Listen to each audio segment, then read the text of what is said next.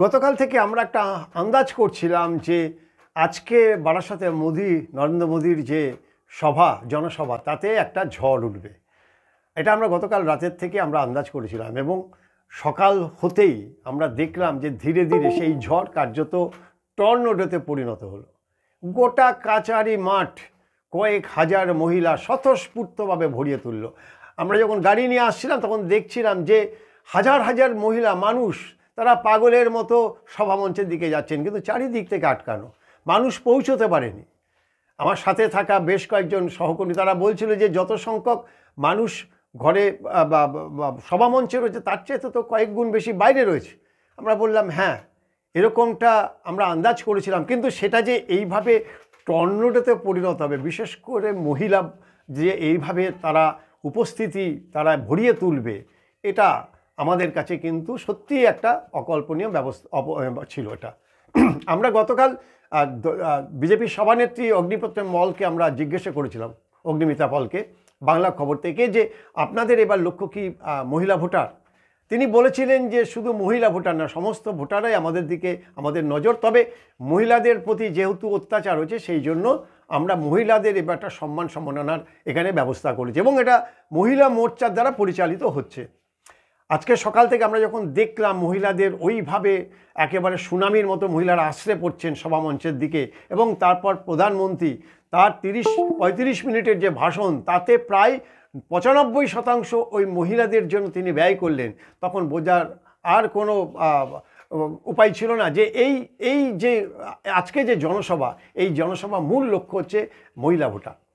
পশ্চিমবঙ্গে প্রায় ৩৫% মহিলা ভোটার, যে মহিলা ভোটারদের দিয়ে কিন্তু বাজিমাত করেছিল ২০২১ বিধানসভায় রাজ্যের মুখ্যমন্ত্রী মমতা বন্দ্যোপাধ্যায়। লক্ষ্মী ভাণ্ডার সহ আরও অনেকগুলি প্রকল্পের কথা তিনি ঘোষণা করে, বিধবা ভাতা থেকে শুরু করে অনেক কিছু তিনি ঘোষণা করে কার্যত মহিলাদের মন জয় করে নিয়েছিলেন এবং উপুর করে দিয়েছিলেন। লক্ষ্মীর ঝাঁপির মতো মহিলারা তার ভোট বাক্সে তারা ভোট ঢেলেছিল। ৩৫% মহিলা ভোটার মানে প্রায় ২ কোটির বেশি এই হিসেবে, সংখ্যার হিসাবে। ফলে বিজেপির লক্ষ্য ছিল এই ২১ বিধানসভা, সেই বিধানসভা থেকে যে অভিজ্ঞতা, সেই অভিজ্ঞতা নিয়ে তারা এবারে মহিলাদের মন জয়ের জন্য প্রথম থেকে তারা ঝাঁপিয়ে পড়েছে। তারা ইস্যু পেয়ে গেছিল সন্দেশখালী ইস্যুতে মহিলাদের ওপরে যেভাবে অত্যাচার হয়েছে, এবং এখনও মূল যে এখানে খলনায়ক আর শেখ শাহজাহান, তাকে আড়াল করার জন্য রাজ্য সরকার যেভাবে চেষ্টা চালাচ্ছে, এটা অত্যন্ত ঘৃণিত। এবং মহিলাদের মুখে মুখে আমরা সন্দেশখালীতে গতকালও কয়েকজনের মুখ থেকে আমরা শুনেছি যে তারা কার্যত ঘৃণা করছে সরকারের এই প্রচেষ্টাকে। ফলে বুমেরাং হতে বাধ্য। আজকে মহিলারা ঘুরে দাঁড়িয়েছেন, কার্যত তারা অশ্লীল ভাষায় কথা বলছেন, রাজ্যে সেটা কান পেতে শোনা যায় না। রাজ্যের মুখ্যমন্ত্রী সম্পর্কে এবং রাজ্যের তৃণমূল কংগ্রেসের নেতৃত্বের সম্পর্কে, মন্ত্রীদের সম্পর্কে তারা যে ভাষায় কথা বলছে, এই ভাষা কিন্তু তৃণমূল কংগ্রেসের কাছে অশনি সংকেত।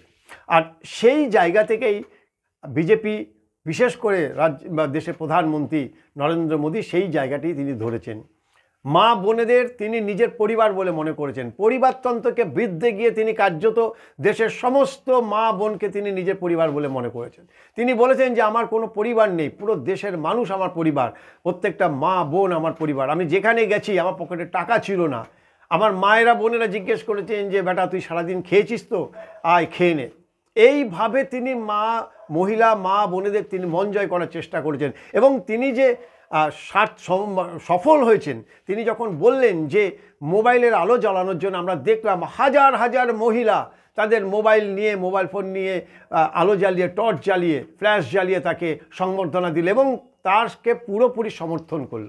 ফলে আজকের এই সভা যদি নরেন্দ্র মোদীর কাছে একটা মাইলেজ হয়ে থাকে, যদি একটা তার ভিত হয়ে থাকে, মূল ভিত হয়ে থাকে, তাহলে তৃণমূল কংগ্রেসের জন্য কিন্তু এটা অশনি সংকেত। কালো মেঘ জমেছে তৃণমূলের সংসারে। এমনিতে দলের মধ্যে অন্দরমহলে চলছে প্রচণ্ড একটা চোরা স্রোত, আস্তে আস্তে ধীরে ধীরে মুখ খুলছে, বিভিন্ন জায়গা থেকে ক্ষোভে ফুটছে ভেতরে। সেই জায়গায় মহিলা ভোটারদের যদি বেশ কিছু শতাংশ, যে ৩৫%, তার অন্তত যদি 10% যদি তারা টেনে নিতে পারে নিজেদের কোলে, নিজেদের পক্ষে, তাহলে তৃণমূলের কাছে কিন্তু যথেষ্ট চিন্তার বিষয় এবং চরম ক্ষতি হতে পারে মনে করছে রাজনৈতিক মহল। আমরা রাজনৈতিক বিশ্লেষকদের সাথেও কথা বলেছি এবং তারা বলছেন যে তৃণমূল কংগ্রেসের পুরো দলটা টিকে আছে দুটো শ্রেণীর বা ভোটারের ওপরে, এক সংখ্যালঘু অর্থাৎ মুসলিম ভোট এবং দুই হচ্ছে মহিলা ভোট। সংখ্যালঘু ভোট বিজেপির পক্ষে যাবে না এটা ধরে নিয়েই বিজেপি কিন্তু তারা মহিলাদের দিকে ঝুঁকেছেন এবং মহিলা ভোটারদের মন জয়ের জন্য সমস্ত রকম কেন্দ্রীয় প্রকল্প তারা উজাড় করে দিয়েছে মহিলাদের জন্য, যেটা আজকে নরেন্দ্র মোদীজি বলেছেন। লাখপতি দিদি বিভিন্ন জায়গাতে গ্রামের মহিলারা তারা অনেকেই লাখপতি হবেন, মহিলাদের হাতে টাকা গেলে অর্থনীতি বদলে যাবে, গ্রামের পরিবেশ বদলে যাবে। ফলে এই যে একটা মহিলাদের জন্য তাদের যে অবদান বা তাদের সামনে যে সম্ভাবনার কথা তিনি বলেছেন এবং একই সঙ্গে মহিলাদের তিনি নিজেদের আপন করে নিজেদের পরিবার বলে মনে করে নিয়েছেন, এর ফল এর প্রভাব কি পড়বে লোকসভা ভোটে সেটা সময় বলবে, ভবিষ্যৎ বলবে। তবে আজকের সভা থেকে যদি আমরা কিছু নির্যাস পাই, রাজনৈতিকভাবে যদি নির্যাস পাই, তবে আমরা গতকাল যে কথা বাংলার খবরে বলেছিলাম যে মহিলাদের দিকে পাখির চোখ করেই এবারে বিজেপি তারা প্রচারের ইস্যু তৈরি করবে এবং ঠিক আজকে কিন্তু সেটাই হয়েছে। সন্দেশখালীকে সামনে রেখে মহিলাদের সম্মান, মহিলাদের অত্যাচার, নিগৃহ, তাদের সমস্ত কিছু ধরে নিয়েই আজকে মহিলাদের মন জয়ের জন্য চেষ্টা করেছেন নরেন্দ্র মোদীজি এবং তার প্রচারের যে সিংহভাগ সেটা আপনারা সবাই জানেন যে মহিলাদের জন্য তিনি ব্যয় করেছেন। ফলে এই মহিলা ভোটার কতটা বিজেপির পক্ষে আসবে, কতটা বিজেপির ভোট বাক্সে তার প্রতিফলন ঘটবে সেটা তো সময় বলবে। তবে আজকের যে সভা হয়েছে সেই সভা দেখে বলা যেতেই পারে যে তিনি কিন্তু বড় বাজি এখানটা মাত করে দিয়ে গেলেন এবং তার নাম দেশের প্রধানমন্ত্রী নরেন্দ্র দামোদর দাস মোদী।